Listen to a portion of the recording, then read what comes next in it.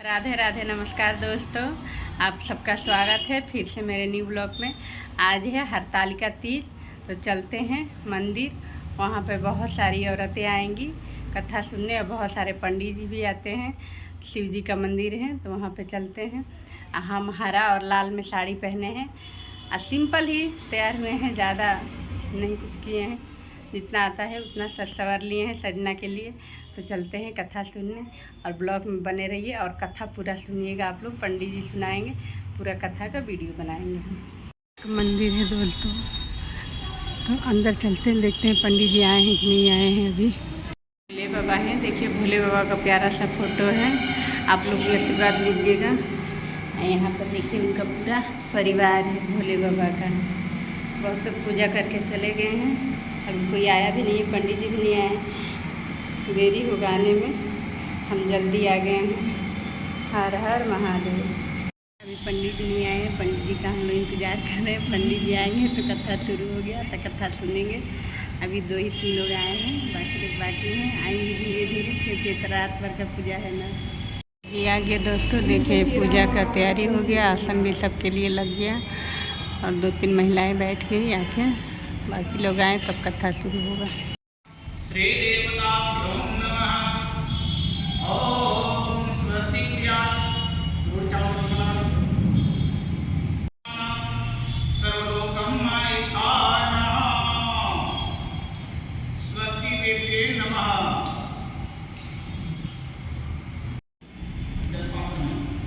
अर्घ्यादिते जलपात्र देव्ये नमः। अर्घ्यादिते नमः। नीचे भोग लगा दीजिए। भोग लगा दीजिए।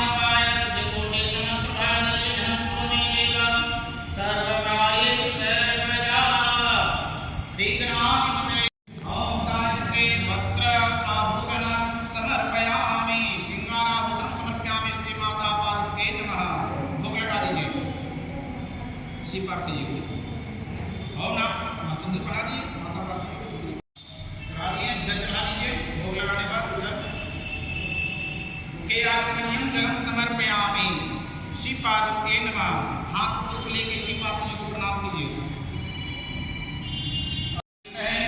मुंडों की माला से जिस शिव की कजरा अलंकृत है, हे पार्वती जी दिव्य वस्त्र धारण की है और जो शिव जी दिगंबर नंगे ऐसे श्री पार्वती जी काशी जी को प्रणाम करता हूँ।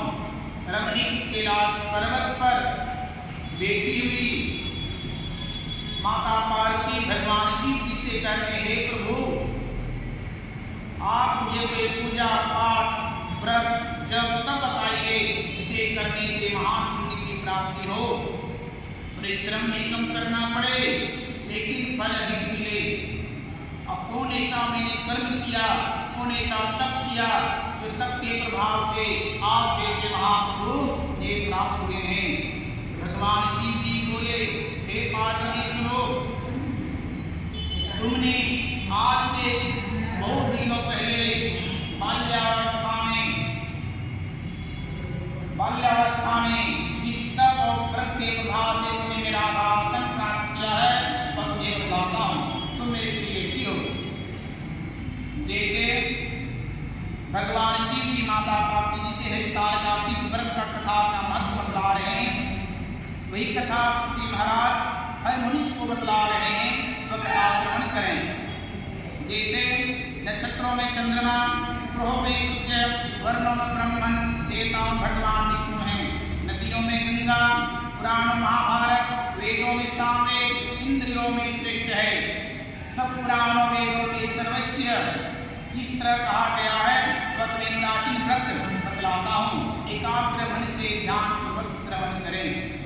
जिस व्रत के प्रभाव से तुमने मेरा आसन प्राप्त किया है वह तुमको बतलाऊंगा। श्लोक तुम्हें प्रेयसी हो।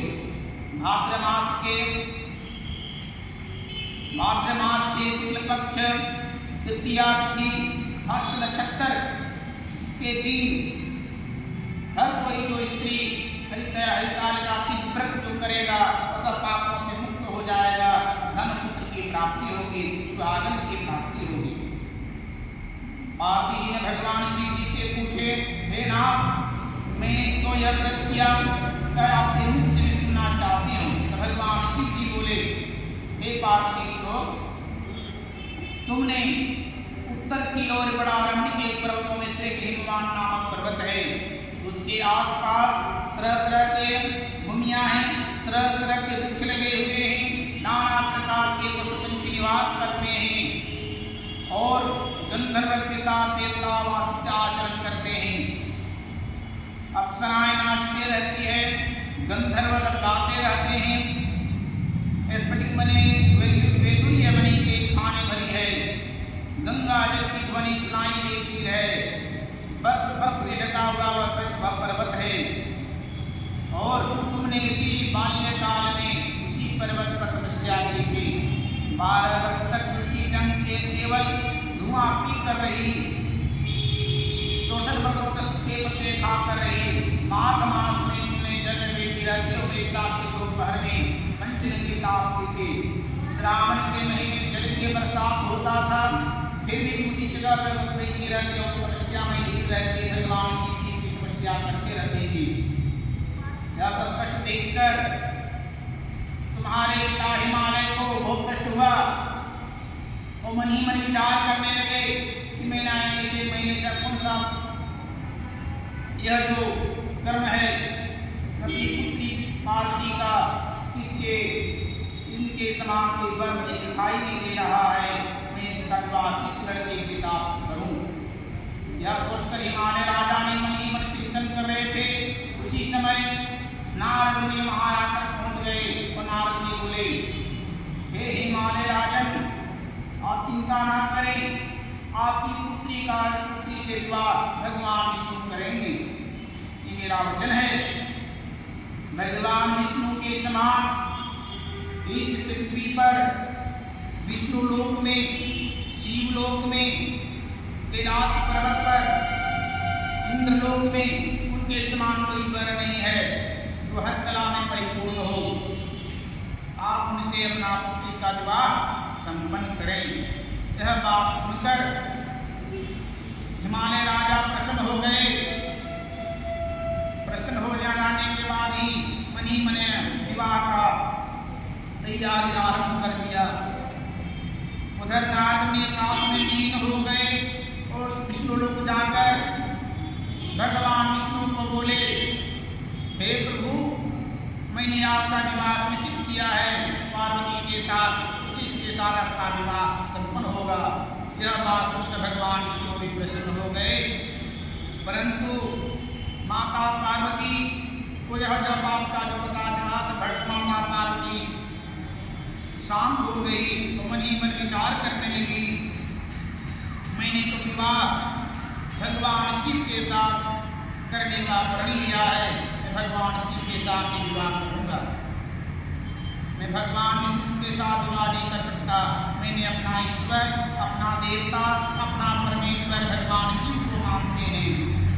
और यह सोचकर माता पार्वती घर से निकलकर, महल से निकलकर कुछ दूर जाकर सुनसान जंगल में बैठ गई और मन ही मन विचार करने लगी। तो सखी जाकर पहुंचती है, सखी पूछती है, हे सखी पार्वती, तुम चिंता मत करो, हम और आप कुछ ऐसे जगह चले जाएंगे वहाँ हमारे पिताओं को खबर ना चलेगा, पता भी ना लगेगा, उसी जगह तपस्या करके भगवान शिव को प्रसन्न कर लेंगे और विवाह संपन्न हो जाएगी। यह बात सुनकर माता पार्वती प्रसन्न हो गई और माता पार्वती सखी कुछ जंगल जाकर जंगल में एक कंदरा बनाया, गुफा में के बाहर कुटिया बनाकर रहने लगा। रहते रहते भगवान शिव जी का ध्यान करना आरंभ कर दिया। इधर हिमालय राजा ने अपनी पुत्री को न देख कर मन ही मन विचार करने लगी, कहाँ चले गए, कौन हिंसक जंतु जानवर पशु मार डाला, और विलाप करके हिमालय राजा रोने लगे, मूर्छा खाकर जमीन पर गिर गए।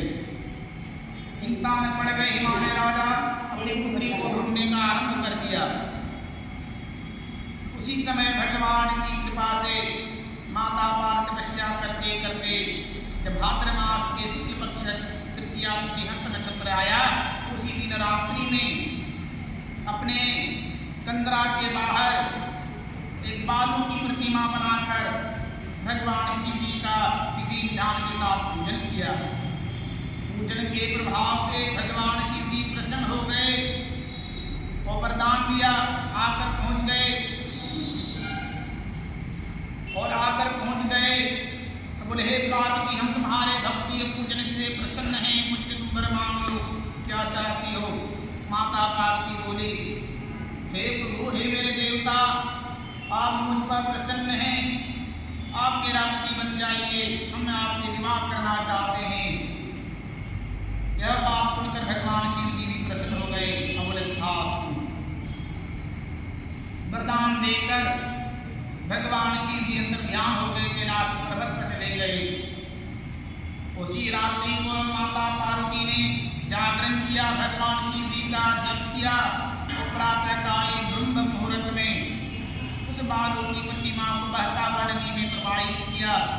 प्रवाहित करने के बाद ब्राह्मण को दान पुण्य किया, स्वर्ण को सब दान देकर पारण किया। पारण करने के बाद ही हिमालय राजा सैनिकों के साथ ढूंढते ढूंढते उस जंगल पहुंच गए, उसी जगह पहुंच गए। पहुंचकर पार्वती को देखकर गले से लगाकर विलाप करके रोने लगे, हे पुत्री, तुम क्यों चली आई हो, जैसी तुम्हारी इच्छा होगी उसी साथ तुम्हारा विवाह संपन्न होगा। पार्वती बोली, हे पिताश्री, मैंने विवाह तो भगवान शिव के साथ ही करूंगा। हिमालय राजा प्रसन्न हो गए। प्रसन्न हो जाने के बाद ही हिमालय राजा ने ब्राह्मण द्वारा शुभ मुहूर्त करवाकर फाल्गुन मास के त्रयोदशी शिवरात्रि शुभ लग्न वेला में रात्रि में शिव पार्वती का विवाह संपन्न कराया। माता पार्वती भगवान शिव जी विवाह कर प्रसन्न हो गए तो कैलाश पर्वत पर जाकर रहने लगे। तो माता पार्वती पूछती, हे प्रभु, मैंने जो व्रत किया उसका प्रभाव तो आपने बता दिया, परंतु जो स्त्री हरिकालिका तीज व्रत करेगा उसका फल भी बताइए। तो भगवान शिव जी कहते हैं, हे पार्वती सुनो, हरिकालिका तीज व्रत पूजन करने से महान पुण्य की प्राप्ति होती है, सुहागवती की प्राप्ति होती है, धन की प्राप्ति, पुत्र की प्राप्ति होती है। भाद्र मास के हस्त नक्षत्र तृतीया तिथि के दिन स्त्री जाति लोग जो व्रत करेगा पुण्य की प्राप्ति, सुहागवती की प्राप्ति होगी। हरिकालिका तीज व्रत को करने से महान पुण्य की प्राप्ति होती है, धन सुख शांति की प्राप्ति होती है। हरिकालिका तीज व्रत के दिन अन्न का ग्रहण नहीं करना चाहिए। जो स्त्रियां हरिकालिका तीज व्रत के दिन भक्षण अन्न को ग्रहण करती है, सात जन्म तक बांझा रहती है, कष्ट का प्रभाव पड़ता है, दर्द शोक का होती है, बार बार विवाह होना पड़ता है, वो सदा दर्द शोक का स्वाभिलाषी होती है, घोर नरक में जाती है। जो स्त्री उपवास करने वाली स्त्री घोर नरक में जाती है। जो स्त्रियां हरिकालिका तीज व्रत के दिन मांस का जो ग्रहण करती है वह बागी घर जन्म लेती, दही खाने बिल्ली घर जन्म लेती है, चाय खाने चिट्टी घर जन्म लेती है, और सब कुछ खाने से मक्खी घर जन्म लेती है। इसलिए स्त्रियों को हरिकालिका तीज व्रत के दिन अन्न ही ग्रहण करना चाहिए। अन्न खाने से सुकरी, फल खाने से बदरिया, पानी पीने से जौ, दूध पीने से साथी, कुछ रोज सोने से रजगरी, पति को धोखा देने से, छल कपट करने से मुर्गी घर जन्म लेती है। इसीलिए सभी स्त्रियों को अवश्य व्रत करना चाहिए, पूजन करना चाहिए, और दूसरे दिन सुवर्ण, चांदी, तांबा अथवा बांस के पात्र में अन्न भरकर ब्राह्मण को सीधा दान करना चाहिए। दान पूर्ण करने के बाद ही पारण करें। जो स्त्री इस प्रकार के व्रत करती है वह मेरे समान पति को प्राप्त कर पाती है। जब मरने लगती है तो तुम्हारे समान उसका मृत्यु हो जाता है। उस सब प्रकार सांसारिक भोग से चित्त मुक्ति मिल जाती है। इस हरितालिका तीज व्रत कथा श्रवण करने से हजारों यज्ञ करने का फल प्राप्त होता है। इसीलिए कथा श्रवण करने से महान पुण्य की प्राप्ति होती है। जिसने यह व्रत किया, जो यह पूजन किया, उसका पाप को छूट जाती है, पुण्य की प्राप्ति होती है। इसी हरितालिका तीज व्रत का कथा समाप्त हुआ। नैन से बोले गणेश महाराज की जय, लक्ष्मी नारायण भगवान की जय, सिया रामचंद्र भगवान की जय, भगवान की जय, की जय। हर महादेव।